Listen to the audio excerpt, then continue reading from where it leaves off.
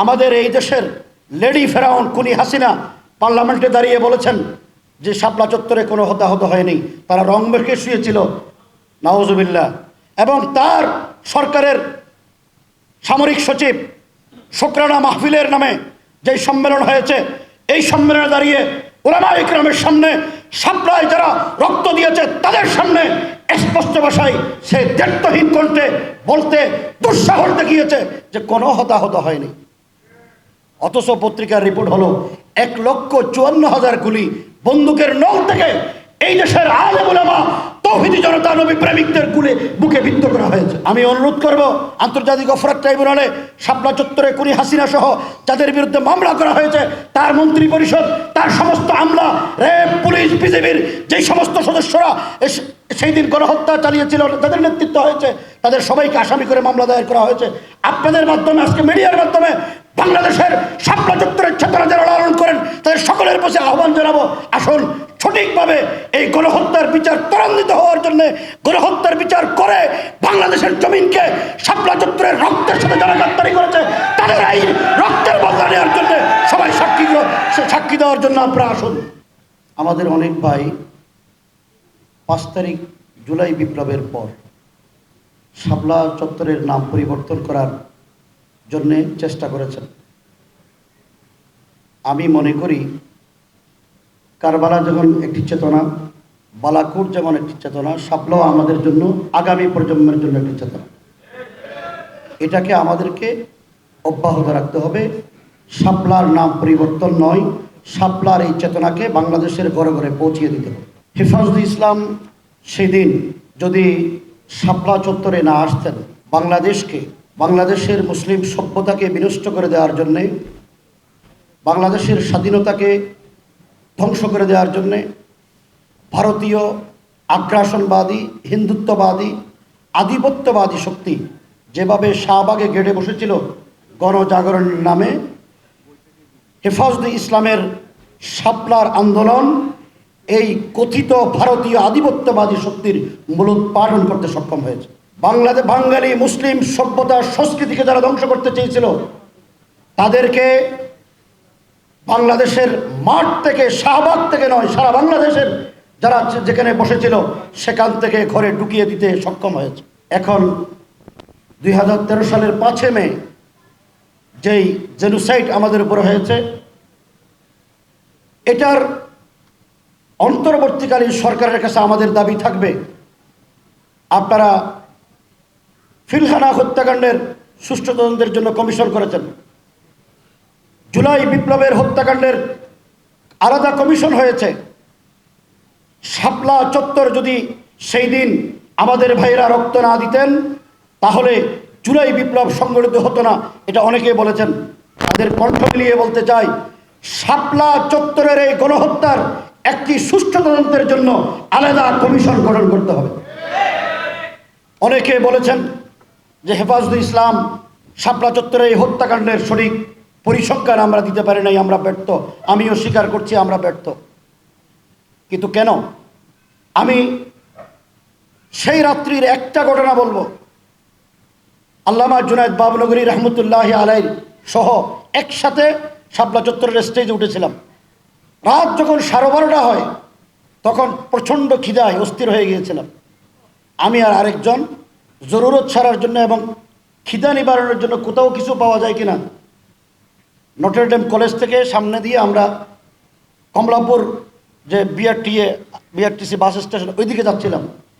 দেখি একটা ভ্যানে করে একজন ভাই, তিনি জীবিত না মৃত আমি জানি না, কিন্তু লাশের মতো করে পড়ে আছেন ভ্যানের উপরে। 4 জন ভাই পিছন দিক থেকে, কমলাপুরের দিক থেকে ভ্যানে করে টেনে শাপলা চত্বরের দিকে নিয়ে আসতেছেন। আমি এই কথাটা বলি, আমাদের এই দেশের লেডি ফেরাউন কুনি হাসিনা পার্লামেন্টে দাঁড়িয়ে বলেছেন যে শাপলা চত্বরে কোনো হতাহত হয়নি, তারা রং মেখে শুয়েছিল, নাউজুবিল্লাহ। এবং তার সরকারের সামরিক সচিব শুকরানা মাহফিলের নামে যে সম্মেলন হয়েছে, এই সম্মেলনে দাঁড়িয়ে উলামা ইকরামের সামনে শাপলায় যারা রক্ত দিয়েছে তাদের সামনে স্পষ্ট ভাষায় সে দ্ব্যর্থহীন কণ্ঠে বলতে দুঃসাহস দেখিয়েছে যে কোনো হতাহত হয়নি। অথচ পত্রিকার রিপোর্ট হলো 1,54,000 গুলি বন্দুকের নল থেকে এই দেশের আলেম ওলামা তৌহিদি জনতা নবী প্রেমিকদের গুলি বুকে বিদ্ধ করা হয়েছে। এই অবস্থায় ওই দিন দেখলাম যখন নিয়ে আসতেছিল, তখন এই লাশের উপরে, লাশটা যখন একেবারে নটর ডেম কলেজের কাছাকাছি আসলো, দেখলাম পিছন দিক থেকে 10-12 জনের যুবলীগ ছাত্রলীগের কর্মী লাঠি সোটা নিয়ে দৌড়ে আসলেন। আসার পরে এই সাইড ভাই যারা ব্যান গাড়ি ঠেলতেছিলেন তাদেরকে এমনভাবে নির্দয়ভাবে পিটাইলেন, তারা দৌড়ে পালিয়ে চলে গেলেন। এরপরে লাশ যেটা ব্যানের উপরে ছিল, এই লাশকে এমন নিষ্ঠুর নির্মম অত্যাচার করেছেন, পিটানো হয়েছে, পৃথিবীর ইতিহাসে এরকম কোনো নজির আমরা দেখতে পাই। যারা আহত হয়েছেন আমরা হাসপাতালে নিয়ে, অনেকে হাসপাতালে গেছেন, বিশেষ করে ঢাকার হাসপাতালগুলোর কথা ঢাকার নেতৃবৃন্দ জানেন, আমাদের ফজলুল করিম ভাই জানেন। আমি নিজ চোখে এখানে যারা সেদিন শাপলা চত্বরে ছিল, স্টেজের পিছনে মাগরিবের পরপরেই 6-7টা লাশ ছিল। যখন রাত 12:30 হয় তখন 17টা লাশ এই শাপলা চত্বরের ভিতরে সারিবদ্ধভাবে রাখা হয়েছে। হাসপাতালে লাশের কথা বলা হয়েছে মর্গে। ইসলামী ব্যাংক হাসপাতালের বারান্দায় যে লাশগুলো পড়েছিল, তাহলে এগুলো গেল কোথায়? দুঃখের বিষয়, আমরা যারা হাসপাতালে ছিলেন, চট্টগ্রাম ন্যাশনাল হসপিটালে 37-38 জন ভাই আহত, পঙ্গু, অন্ধ, হাত পাও ছাড়া তারা হাসপাতালে চিকিৎসাধীন ছিলেন। তৃতীয় চতুর্থ দিন যখন আমরা দেখতে গেলাম, খবর পেয়ে গোয়েন্দা পুলিশ সব পুরো হাসপাতাল ঘিরে ফেলছেন। এই অবস্থায় দিক বেদিক ছুটাছুটি করলেন, পিছনের দরজা দিয়ে ডাক্তাররা আমাদের সমস্ত রোগীদেরকে বের করে দিলেন। এই অবস্থায় একজন আহত ভাই চিকিৎসা নিতে পারে নাই, এবং একজন ট্রাক শ্রমিক শাপলা চত্বরে শহীদ হয়েছেন, গুলিবিদ্ধ হয়েছেন। তার বাসা ছিল চট্টগ্রামের সদরঘাটে।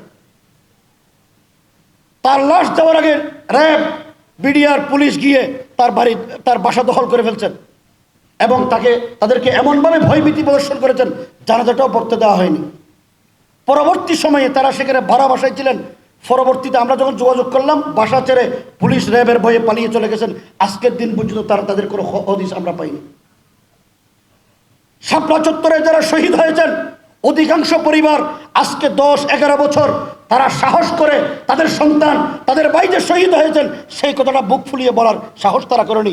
আল আমিনের এই যে ভাই, তিনি স্বীকার করলেন, হেফাজত চেষ্টা করেছেন, কিন্তু আমরা পাইনি। আজকে দুঃখের কথা বলি, আন্তর্জাতিক অপরাধ ট্রাইব্যুনালে নভেম্বর মাসে আমরা মামলা দায়ের করেছি হেফাজত ইসলামের পক্ষ থেকে। আমাদের ভাইয়েরা ফেসবুকে খুব লেখালেখি করেন, কিন্তু সাক্ষী দেওয়ার জন্য ট্রাইব্যুনালে কেউ এসে সাক্ষী দিবেন সেরকম ভাইদের সাহস আমরা পাচ্ছি না।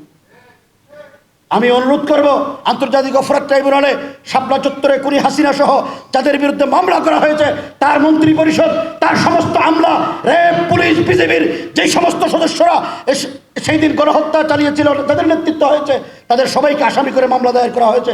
আপনাদের মাধ্যমে, আজকে মিডিয়ার মাধ্যমে বাংলাদেশের শাপলা চত্বরের চেতনা যারা লালন করেন তাদের সকলের পাশে আহ্বান জানাবো, আসুন সঠিকভাবে এই গণহত্যার বিচার ত্বরান্বিত হওয়ার জন্য, গণহত্যার বিচার করে বাংলাদেশের জমিনকে শাপলা চত্বরের রক্তের সাথে যারা গাদ্দারি করেছে তাদের এই রক্তের বদলা নেওয়ার জন্য সবাই সাক্ষী দেওয়ার জন্য আপনারা আসুন।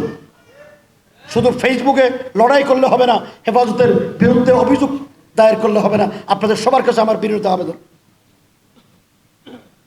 আমার আরেকটা কথা, সেটা হলো বাংলাদেশে যত আন্দোলন সংগ্রাম হয় সবগুলোর জন্য একটা ইতিহাস রচিত হয়।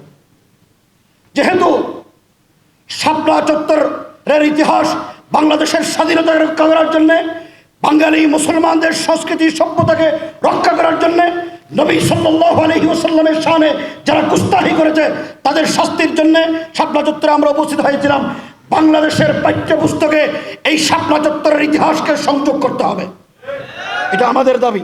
আজকে স্মারক গ্রন্থ হিসেবে আল্লামা মামুনুল হক দামাত বরকাতুহুর নেতৃত্বে শাপলা স্মৃতি সংসদ করেছেন। আমরা আল্লামা মামুনুল হক সহ তার সকল এই পরিবারের সদস্যদেরকে আন্তরিক মোবারকবাদ জানাই। আমাদের মহাসচিব সাহেব এসেছেন। হেফাজত ইসলামের পক্ষ থেকে আমরা আরও বৃহৎ কর্মসূচি ইনশাল্লাহ হাতে নেব। এই ধারাবাহিকতায় আজকে মাওলানা মামুনুল হক সাহেব যেই শহীদ পরিবারের সদস্যদেরকে এনে স্মারকগ্রন্থ উন্মোচন করবেন এবং এই শহীদদেরকে আমরা জাতির সামনে উপস্থাপন করতে পেরেছি। এই জন্য আল্লাহ শুকরিয়া আদায় করি। এই শাপলা স্মৃতি সংসদের সকল সদস্যদের শুকরিয়া আদায় করছি। আগামী দিনে হেফাজতে ইসলাম যেন গঠনমূলক এবং দেশের জন্যে, দ্বীনের জন্যে, দেশের জনগণের জন্যে, দেশের তাহাফুজের জন্য কাজ করতে পারে, সেই জন্য সকলকে হেফাজতের সাথে ঐক্যবদ্ধ থাকার আহ্বান জানিয়ে আমার বক্তব্য শেষ করলাম। আসসালামু আলাইকুম ওয়া রাহমাতুল্লাহ।